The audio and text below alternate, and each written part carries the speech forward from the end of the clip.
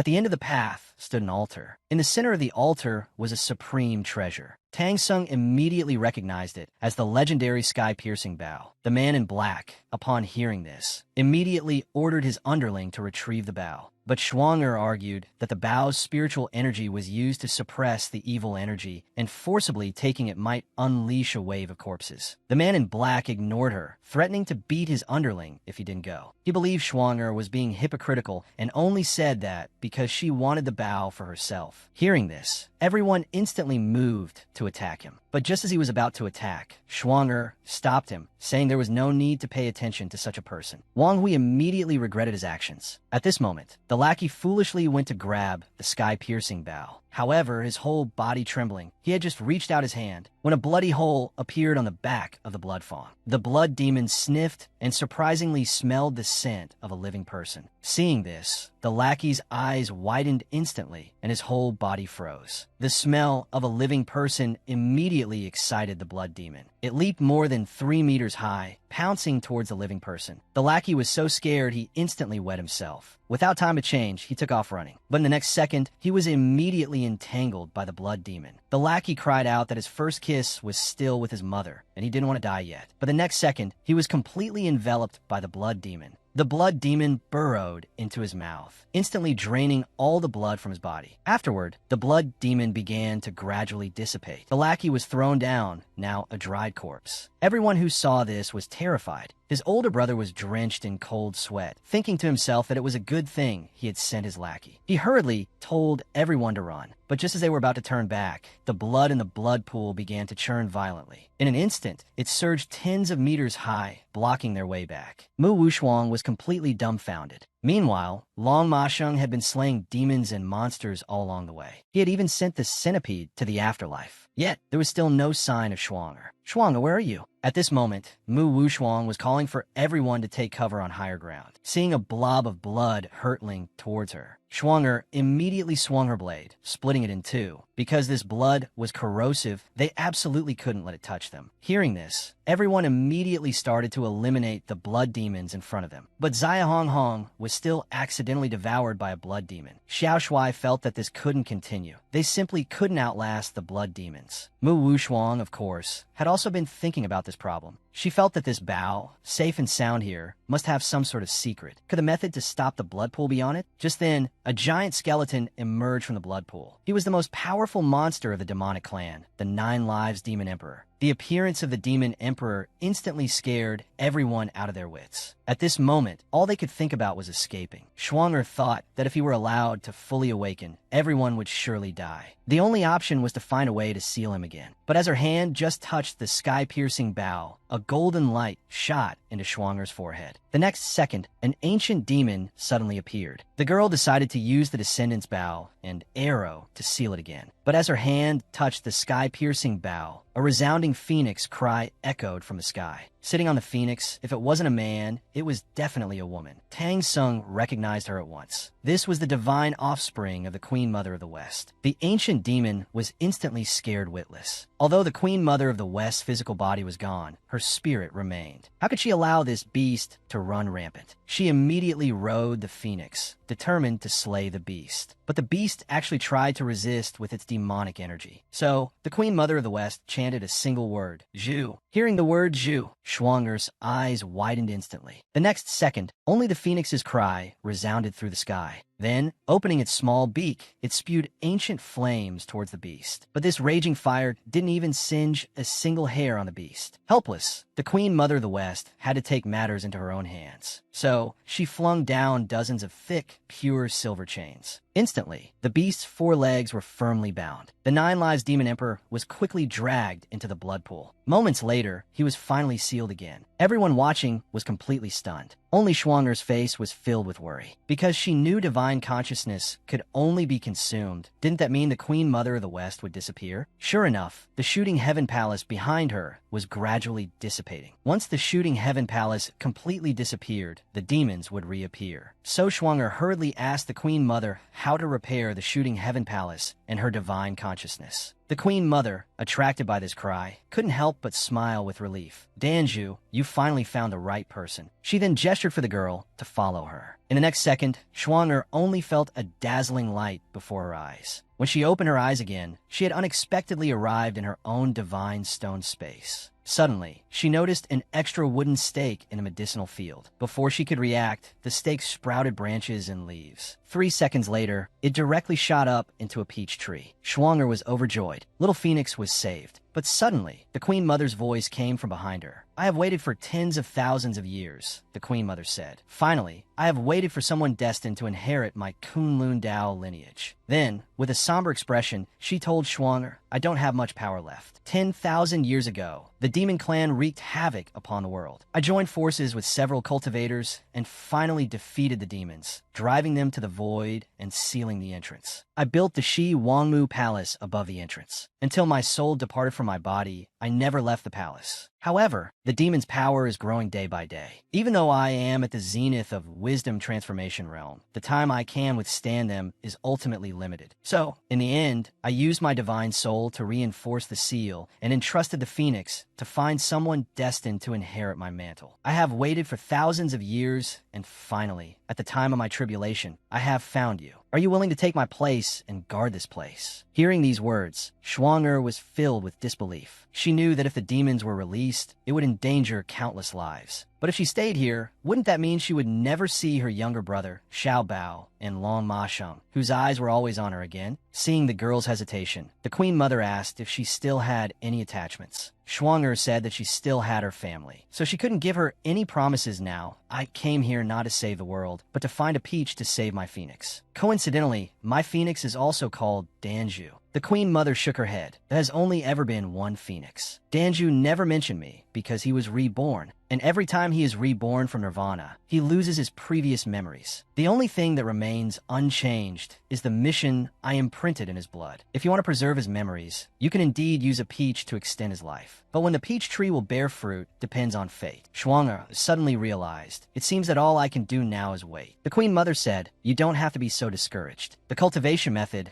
I will impart to you can promote the growth of this tree. It can also repair your damaged divine history. Schwanger gratefully bowed to the Queen Mother, even though she hadn't agreed to her request. But the Queen Mother said, this matter is not for now. I never misjudge people. Before Schwanger could ask what she meant, the Queen Mother waved her hand, sending Schwanger away from the divine world. When Schwanger woke up again, Xiaomei was crying and hugging her. Seeing this, the others asked what was wrong with their junior sister. Schwanger felt that the people here were a mixed bag, so it was better not to mention what had just happened. But Diamao, trapped in the blood pool and unable to get out, vented all his anger on Schwanger. Hearing this, Xiaomei immediately stood up for her. But Schwanger ignored Diamao and focused on how to escape the blood pool. Suddenly, Schwanger felt a burning sensation in her head. The next second, a mark appeared on her forehead. Then the ground began to shake violently. With a flash, a bright path opened up in the blood pool. Everyone was stunned. Schwanger thought, did the Queen Mother deliberately open this path? Without thinking too much, she called for everyone to run towards the exit. But just as Jiamao was about to question her, everyone had already rushed out. At the same time, the blood pool behind them began to close. Jiamao was so scared that he ran for his life. The group quickly rushed out of the door. Although Jiamao ran at both speed, he was still swallowed whole by the blood pool. Immediately afterwards, the door slammed shut. The survivors all breathed a sigh of relief. Then Xiaomei asked what they should do next. Schwanger said the fog outside was too thick,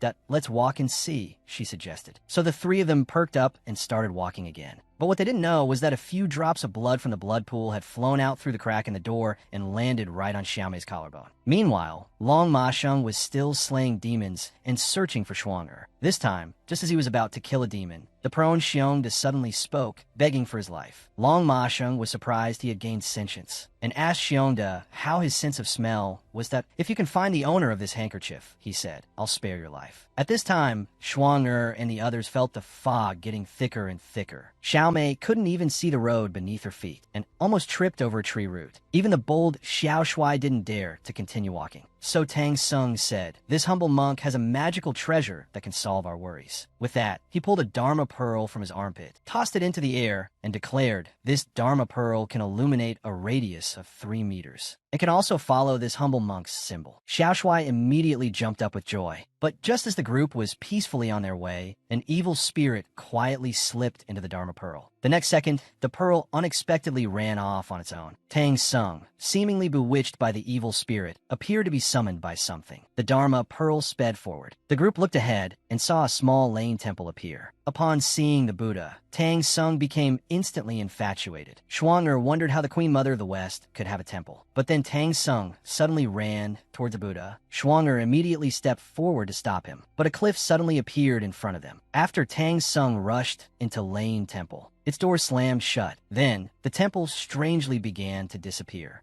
This frightened everyone. Shuang'er said, "That must have been an illusion created by an evil spirit. It seems that although we have left the blood pool, we still haven't escaped danger." As soon as she finished speaking, a 40-meter-long tongue quietly stretched out. Shuang'er smelled something. When she instinctively looked back, the saliva-covered tongue was lashing out fiercely. Fortunately, Shuang'er nimbly dodged. When she regained her composure and looked closely, a giant beast appeared before her eyes. Xiao Shuai immediately recognized it as a 10-brain beast. Xiao Mei was instantly scared witless because 10-brain beasts exclusively eat brains and they're pack animals. Immediately, they saw that they were surrounded by 10-brain beasts on all sides. Shuang'er used her martial arts to fend off their smelly feet, but Xiao Mei, having lost her spiritual power, was completely defenseless. Xiao Shuai could only let the 10-brain beast trample him. Just as a 10-brain beast extended its slender tongue, preparing to burrow into Shuang'er's head, the vermilion bird jade chain on Shuang'er's hand suddenly appeared. Shuang'er was very familiar with this power, and a smirk appeared on her face. How could she forget? Although her spiritual power was unusable, her mental power was still there. So, focusing her mind, she slowly flew into the sky. Suddenly, she opened her eyes wide. "Since you are a beast," she declared, then slammed her palm down hard. Then sink to the ground. The 10-brain beast immediately fell to its knees. Then it prostrated itself on the ground, completely subdued. Following suit, all the other 10-brain beasts did the same. Xiao Shuai and Xiao Mei were dumbfounded. Just as Shuang'er was about to propose the next step of the plan, she suddenly felt a jolt through her body. For some reason, she found it difficult to breathe. At the same time, Xiao Mei and Xiao Shuai unexpectedly fainted. Shuang'er cursed under her breath. "Damn it, the blood must be poisonous." Then she resolutely collapsed. Meanwhile, Xiongda had already smelled the scent of a woman nearby. When Long Ma Sheng, riding Xiongda, arrived at the scene, he was stunned at the sight of Shuang'er. Long Ma Sheng then carried Shuang'er to a cave and lit a fire beside her to keep her warm. In her sleep, the mark on Shuang'er's forehead glowed again. She dreamt that she had become a chubby little person, held in the arms of a handsome young man.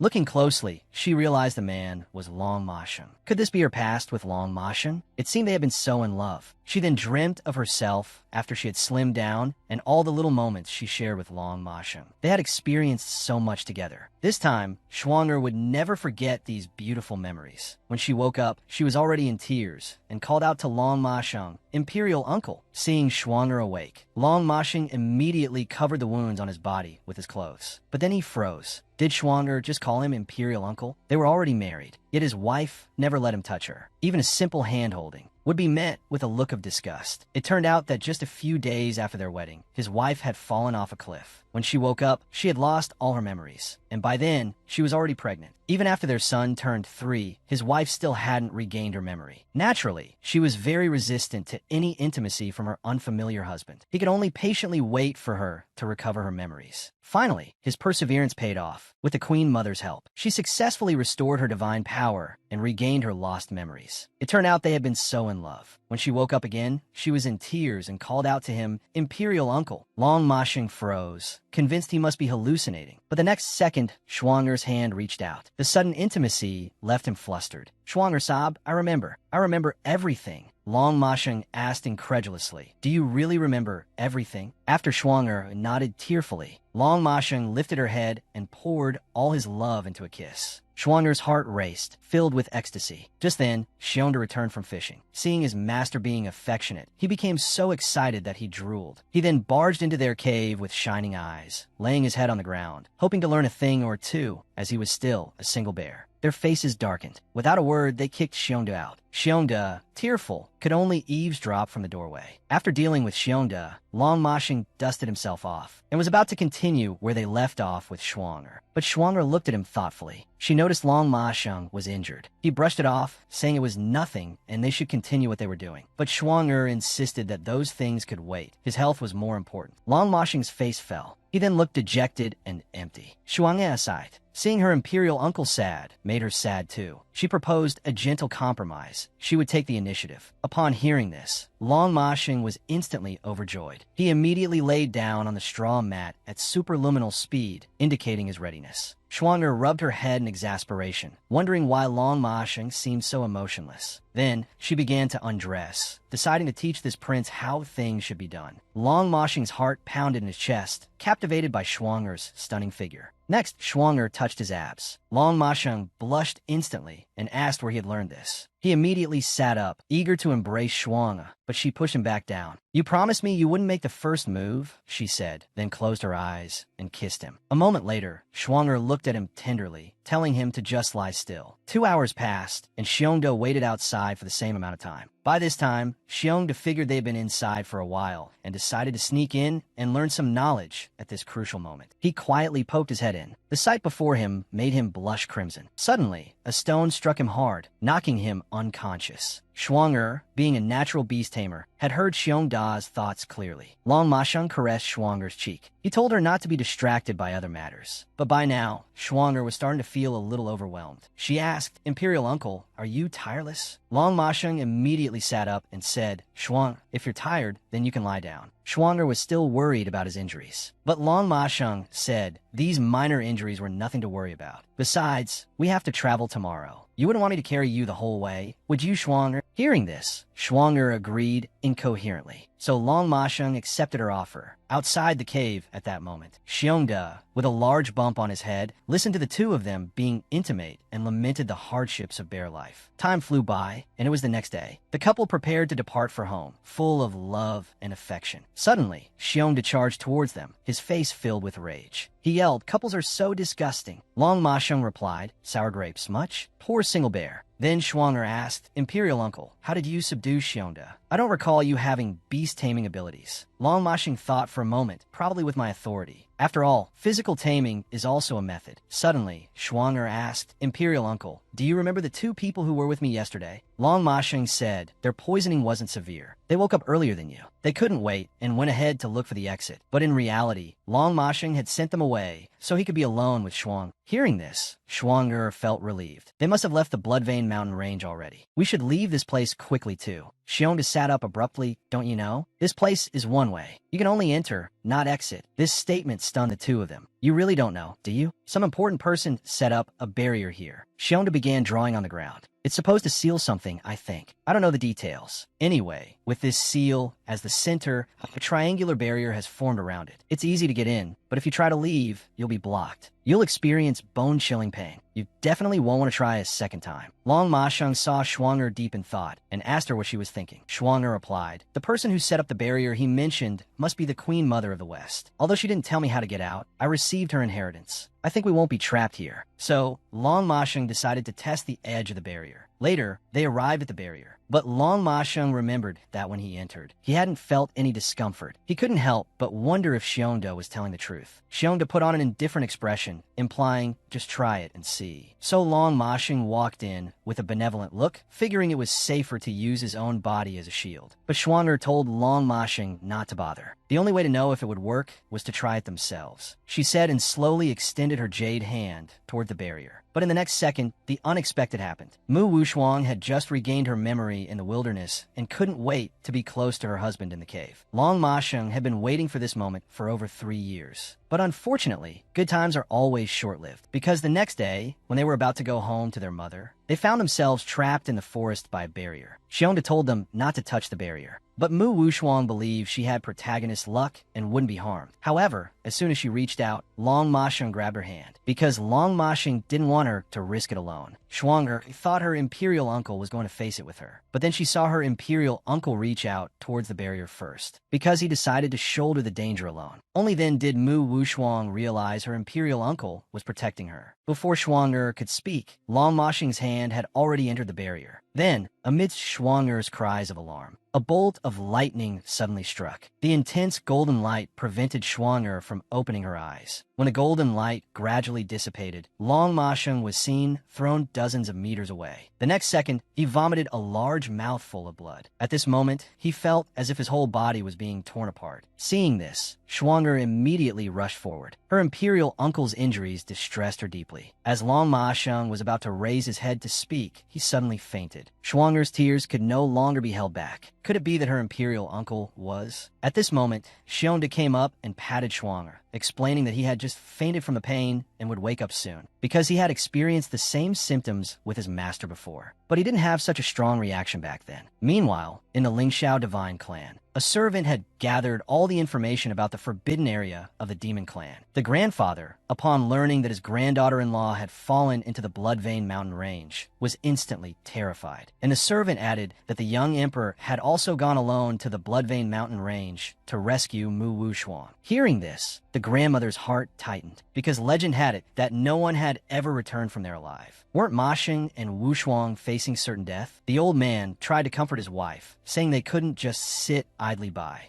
Now is not the time to be feuding with the Azure Dragon Palace. He immediately sent someone to report the matter to the Holy Land. The Lingxiao Divine Clan would await the Holy Land's command. Upon hearing this, the elders immediately went to make preparations. But the Hellion clan leader had a guilty look on his face. After everyone left, the grandmother felt something was amiss. Why did only Ma Sheng and Wu Shuang's aircraft explode? The grandfather said it had better be an accident. If it wasn't, he then looked coldly to the side. Then he would be waiting to be annihilated by the Lingxiao Divine Clan and the Azure Dragon Palace. Meanwhile, Xiongda kept wondering why his master was so badly injured. Could it be that the barrier's effect varied depending on the person? The stronger the person's power, the greater the reaction? Schwanger thought that with the Queen Mother of the West's power within her, she might be able to pass through the barrier. Just as Xiongda was about to yell at her, asking if she was crazy, Schwanger's hand had already passed through the barrier. Then her whole body passed through smoothly. It seemed she was indeed unaffected by the barrier. This miraculous scene made Xiongda question his existence. He slapped himself hard. The pain immediately surged through him. It wasn't a dream. It was real. When Schwanger returned, Xiongda excitedly hugged her leg, and with shining eyes, he called Schwanger Mommy. Mommy, take Xiongda with you. Schwanger immediately kicked the shameless Xiongda away. Schwanger thought, those with the Queen Mother of the West's power can pass through. But what about those without any power? It was better to test it first. So she grabbed Xiongda's ear and dragged him towards the barrier without his consent. Xiongda's heart was filled with both excitement and fear. Just as Schwanger's body passed through the barrier, that familiar golden lightning appeared before his eyes once again. As expected, his worries came true. In the next second, Xiongda was struck by lightning and sent flying. His 300-gene body flew 40 meters. Afterward, he rolled around on the ground in pain. Schwanger thought, as expected, it still won't work. If this is the case, what should Imperial Uncle do?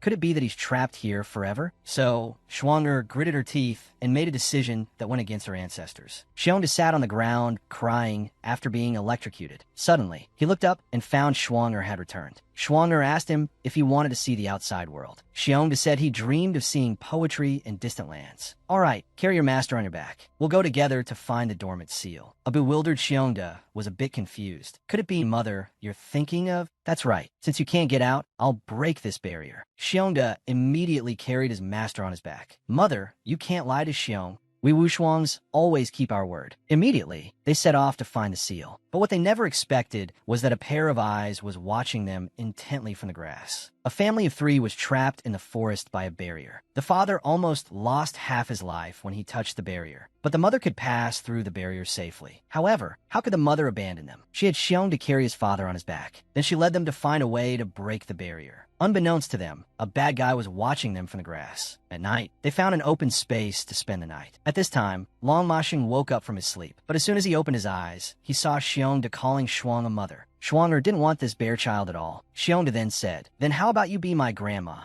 As soon as he finished speaking, a large hand pressed down on his head. When Xiongda looked back, he was instantly scared witless. Seeing this, Schwanger told her husband not to tease him. "We have to thank this idiot for carrying you." We were able to come this far thanks to him. Later, Long Mashing ate Xiongda's grilled fish while listening to Shuanger's plan to break the barrier. The mysterious person remained hidden in the grass, listening to everything. Later, Long Mashing held Shuanger and slept until dawn. Because Long Mashing was injured, they didn't do it. Xiongda slept alone in the corner. Suddenly, a giant claw attacked them. Long Mashing sensed the danger and abruptly opened his eyes. He immediately pulled out his 40-meter sword to defend. At the same time, Shuanger also got up and rushed over. The monster before them was a 3-ton, two-headed Yaojin. Shuanger said its weakness was its neck. With that, she flew into the sky with her Jianku. At the same time, Xiongda was also awakened by the vibrations. When he saw the monster taller than a tree, he was instantly frightened and scurried away. He left his master and Shuanger to fight the monster. But at this moment, those eyes were staring intently at everything. Shuanger suddenly felt something was wrong with the grass behind her. So, she left the monster to Imperial uncle and went to check the grass. Long Mashing quickly killed the monster with one slash. When Long Mashing landed, the peeper realized Mu Wushuang was gone. At this moment, Shuanger had already pointed her sword at his back. Xiao Shuai turned around, covered in wounds. Seeing Xiao Shuai, Shuanger was instantly dumbfounded. She hurriedly asked him what had happened. Meanwhile, Xiongda noticed the monster's sounds had disappeared. He immediately went to find Shuanger, overjoyed, but he found that the two bosses had taken in another underling. He was immediately jealous. Shuanger told Xiongda that this was her previous companion. Xiao Shuai clutched his wounds in pain, saying that this place was full of monsters. After you separated, you've been constantly fighting monsters. Xiaomei was captured by a monster. Later, I found the monster's lair, but I only saw the blood and bones of its victims. My arm was there too. It was bitten off during my escape, but in my final moments, I was able to find Xiaomei. Even if I die, I can die in peace. Shuanger then turned to ask her husband's opinion. After receiving Long Mashing's nod, Shuanger told Xiao Shuai that she could take him out. She also revealed the plan to break the barrier seal. After speaking, she extended her hand and invited Xiao Shuai to join them. Xiao Shuai agreed without hesitation. Seeing this, Long Mashing immediately became jealous. He grabbed Shuanger's jade hand, not giving anyone else a chance to touch her. Unaware, Xiao Shuai behind them was watching the two with a sly grin. The group then walked for another 2 hours. Suddenly, Long Mashing stopped. He realized they had already walked this path. Shuanger also felt that the surroundings looked familiar, so she drew a small knife from her waist. She then swiftly slashed 2 marks onto a nearby tree, deciding to make a mark and try walking again. 10 minutes later, they arrived back at the same spot, because there was an identical mark on the tree. Everyone was instantly frightened into a cold sweat. They then tried every direction, but no matter what, they would return to the starting point. It seemed this forest was indeed strange. Just as Shuanger was lost in thought, unsure of what to do, Xiao Shuai suddenly and stealthily walked to the side. Suddenly, he cried out, "Wah!" causing Shuanger to quickly turn around. It turned out Xiao Shuai had accidentally bumped into a stone. The next second, Xiao Shuai parted the grass and discovered a stone pillar. Seeing this, Shuanger gasped, because the flat peach design should have the leaf at the bottom, but the flat peach on this stone pillar was on the side. Could this marker be guiding us? Upon hearing this, Long Mashing scoffed, saying how could there be such a coincidence? Shuanger suggested they try it and see. By now, Long Mashing had already noticed something was off about Xiao Shuai.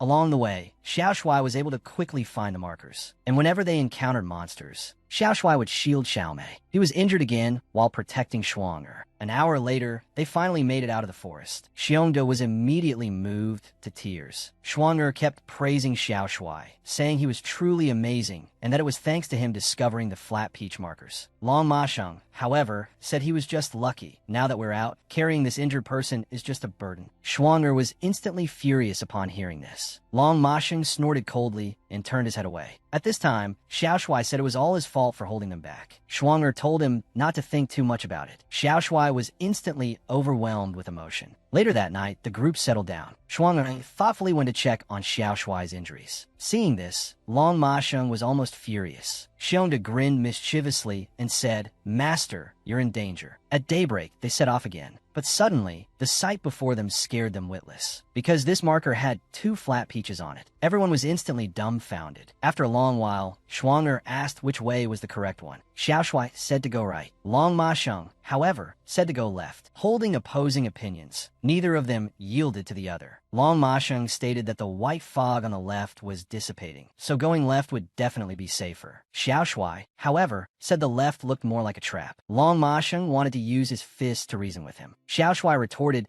that he was rude and unreasonable. At At this point, Shuang'er roared, "Both of you, stop arguing." With a sullen face, she walked past her husband. She declared, "We'll listen to Xiao Shuai. Everyone, take the path on the right." Long Masheng was instantly filled with disbelief. Shuang'er said, "Imperial uncle, you're too arrogant. You've been suspicious ever since Xiao Shuai joined us. Imperial uncle, when will you stop being so stubborn?" Long Masheng was enraged by her words. He was only doing this because he was worried about Shuang'er's safety. And Shuang'er, aren't you afraid he'll lead you to your death? Shuang'er firmly stated, "Let's try it and see, shall we?" Long Masheng's heart felt as if it were bleeding to Shuang'er. "Do you trust him more?" After hearing Shuang'er firmly say yes, Long Masheng's gaze began to dim. Then, heartbroken, she turned and parted ways with them. Xiao Shuai sarcastically remarked that Long Masheng was ungrateful and said he would likely encounter danger alone. Shuang'er shook her head, indicating she wouldn't bother with him. Then, she took Xiongda and prepared to set off. A triumphant look spread across Xiao Shuai's face. The girl had driven away her devoted husband, because the girl would rather believe the pretty boy's words than her loving husband. She even helped the pretty boy scold her husband. Little did she know, the pretty boy was full of wicked intentions. Later, Shuang'er parted ways with Long Masheng. But after walking for a while, he suddenly stopped. He realized the surroundings were eerily quiet. Suddenly, a giant chicken claw attacked from the sky. At the same time, the black bird opened its tiny beak, aiming to devour Shuang'er. Fortunately, Shuang'er's agile movements allowed her to dodge the attack. Xiongda and Xiao Shuai, however, were sent flying. Immediately after, the large black bird launched another ferocious attack. Xiongda, hiding behind a tree, panicked. Suddenly, he felt something behind him. Turning around, he saw a giant stone bear flower. Xiongda was so scared he wet his diaper. All he wanted was to go home to his mother. But in the next second, the man-eating flower extended its vines towards him. In an instant, Xiongda was tightly bound. He struggled with all his might, but couldn't break free. Just as he was nearly suffocating, something flashed past. It was his mother. She had dealt with the blackbird and come to save him. But as Xiongda gasped for breath, tears streaming down his face, he was suddenly startled by something behind his mother, causing him to wet himself again. When Shuang'er turned around with fear and confusion, she saw Xiao Shuai baring his teeth and lunging towards her. Xiao Shuai's sudden attack from behind left Shuang'er no time to react. Just as the sword was a centimeter away from Shuang'er, another sword suddenly pierced Xiao Shuai's chest. It turned out Long Masheng hadn't left at all. He had been secretly following Shuang'er. Xiao Shuai looked back and was instantly dumbfounded. Coupled with Long Masheng's knowing smile, Xiao Shuai felt a chill run down his spine. "So, the markings on the stone pillars were intentionally carved by you. You two, husband and wife, were putting on an act to trick me." Long Masheng replied, "You're not completely stupid, but it's too late to realize it now."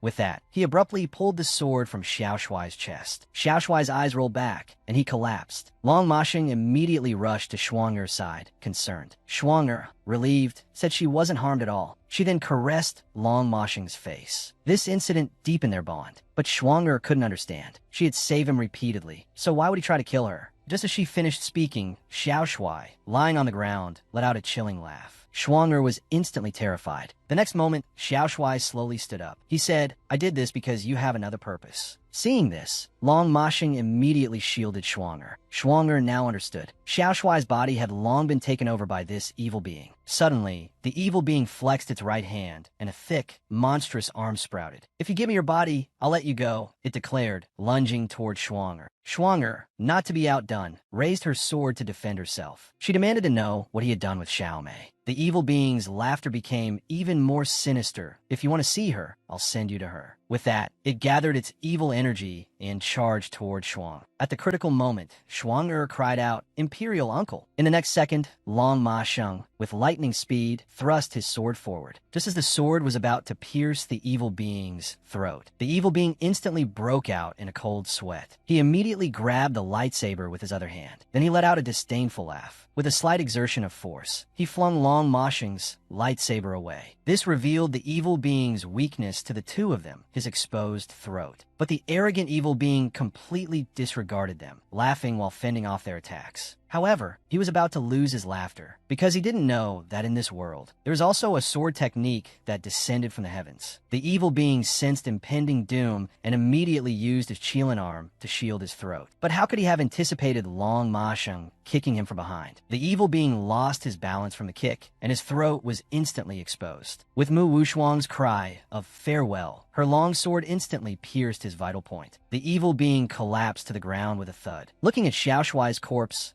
Shuang'er felt a pang of sadness. After all, he had once been her comrade in arms. Long Ma-sheng suggested they continue on their journey, but Shuang'er realized Xiongda was missing. Then the most terrifying thing happened. The evil being wasn't dead. He grabbed Shuang'er's long leg. Long Ma-sheng was instantly terrified. The evil being was releasing evil energy towards Shuang'er. Shuang'er's legs were quickly enveloped by the evil energy. Then, the evil being slowly propped himself up using his Qilin arm. At the same time, Long Ma-sheng lunged forward with his sword. But the evil being simply raised a hand, and the evil energy slammed into him like a boulder. Long Ma-sheng was instantly knocked back, spitting blood. However, the worst was yet to come. In the next second, he was entangled by the evil energy and couldn't move. Shuang'er, equally immobilized, watched in agony. Meanwhile, the wound on the evil being's throat was slowly healing. That weakness, he said, was intentionally exposed to you. Without your spiritual power, you can't do me any harm. Shuang'er demanded to know what he wanted. The evil being leered at her. I told you, I want her body. Only with the Shi Wangmu's cultivation method can I leave this place. Isn't that right? Long Ma-sheng was shocked by these words. Could it be that Shuang'er had stayed behind for him? You truly are a clueless fool, the evil being replied. Long Ma-sheng ignored him and berated Shuang'er for not telling him. Shuang'er said it wouldn't have made a difference. She could never leave him alone here. At these words, Long Ma-sheng's eyes welled up. The evil being clapped his hands in mock appreciation. Such touching love. Too bad I have no interest in such worldly affections. He slowly walked towards Shuang'er, about to get down to business. Miss Mu, you're a smart woman. You know the consequences of refusing me, don't you? He directed the evil energy to attack Long Ma-sheng. Seeing Long Ma-sheng's agony, Shuang'er immediately told the evil being to stop. You seem to have misunderstood something, she said, that my goal is to break the barrier and take him with me. You also want to leave. We can cooperate, can't we? Hearing the word cooperate, the evil being burst into laughter, immediately rejecting the proposal. He didn't believe they could break the barrier. Shuang'er tried to say something more, but the evil being was in no mood to bargain. He forced the evil energy into Long Ma-sheng's body. Hearing Long Ma-sheng's screams, Shuang'er's heart ached, so she immediately agreed to the evil being's demands. Long Ma-sheng tried to speak, but the evil energy sealed his mouth. Anguish filled Long Ma-sheng's eyes. The evil being formed an eye in his palm, initiating a soul transfer technique. He slowly approached Shuang'er, intent on possessing her body. However, just at that moment, a heaven-shaking, earth-shattering howl came from the forest. When the evil being saw the colossal creature, it was instantly frightened. The girl, Shuang'er, was tightly bound by the evil being, just as it was about to burrow into her body. Xiong'er's older brother, Xiongda, suddenly rushed out from the forest. He opened his small, cherry-like mouth wide and lunged fiercely at the evil being. The evil being disdainfully launched an attack on Xiongda, but after a flash of lightning and a burst of flames, Xiongda didn't even lose a single hair. Immediately, Xiongda slowly pounced on the evil being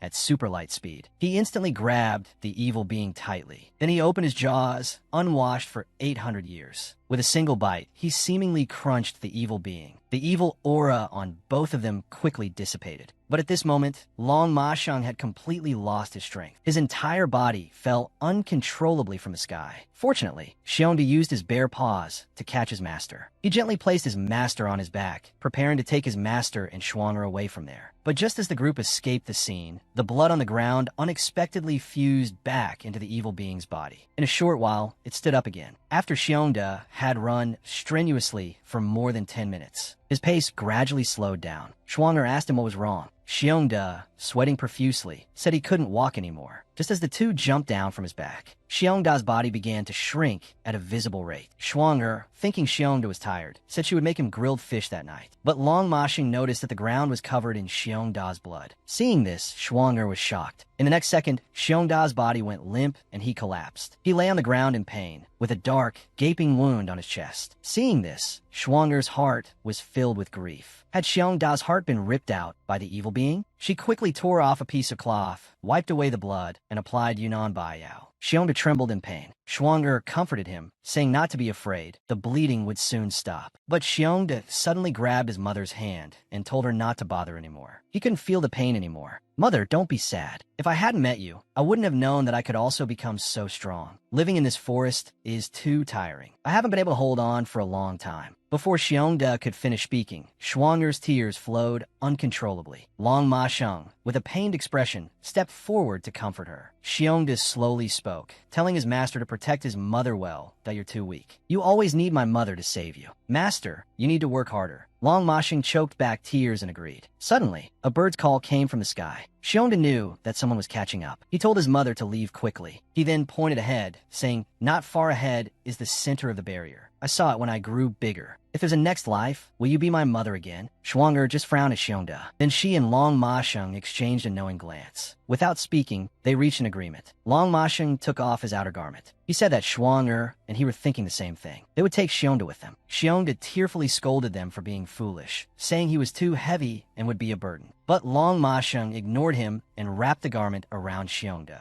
He then gently dragged Xiongda onto his back. He was determined to take this bare child out, no matter what. Because how could a mother abandon her child? Hearing this, Xiongda's eyes burned and tears fell like broken beads.